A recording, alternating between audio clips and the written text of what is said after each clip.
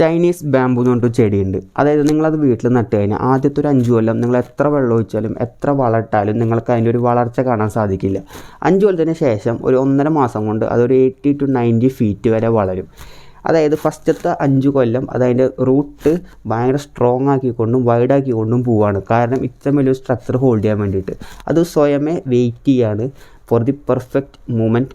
ഇത്ര വലിയ structure hold ചെയ്യാൻ അതിനായി എന്ന് തോന്നുന്ന സമയം കൊണ്ട്.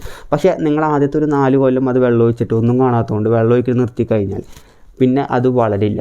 ഇത് നമുക്കൊരു സിംബോളിക് റെപ്രസെൻറ്റേഷനായിട്ട് കാണാൻ പറ്റും. അതായത് നമ്മളൊക്കെ ചെയ്യുന്ന ചില കാര്യങ്ങൾ റിസൾട്ട് കണ്ടു എന്ന് വരില്ല, പക്ഷേ നമ്മുടെ മെൻ്റൽ റെസിലിയൻസും ഒരു നെവർ ബാക്ക് ഡൗൺ എന്നുള്ളൊരു ആറ്റിറ്റ്യൂഡും കൊണ്ട് മാത്രമേ നമുക്ക് വിജയിക്കാൻ സാധിക്കുള്ളൂ. ഒരു ബിസിനസ് നിങ്ങൾ നടത്തുന്നുണ്ടെങ്കിൽ ചിലപ്പോൾ ആദ്യത്തെ ഒരു 4 കൊല്ലം നിങ്ങൾക്ക് റിസൾട്ട് കണ്ടു എന്ന് വരില്ല, പക്ഷേ അത് വെച്ച് നിങ്ങൾ ബാക്ക് ഡൗൺ ചെയ്യരുത്.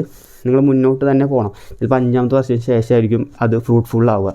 അതിൻ്റെ ഏറ്റവും വലിയൊരു എക്സാമ്പിൾ നമുക്ക് നേച്ചർ തന്നെ കാണിക്കേണ്ടതാണ് നമ്മുടെ ഈ പറഞ്ഞ ചൈനീസ് ബാമ്പു. ഇൻട്രസ്റ്റിംഗ് അല്ലേ?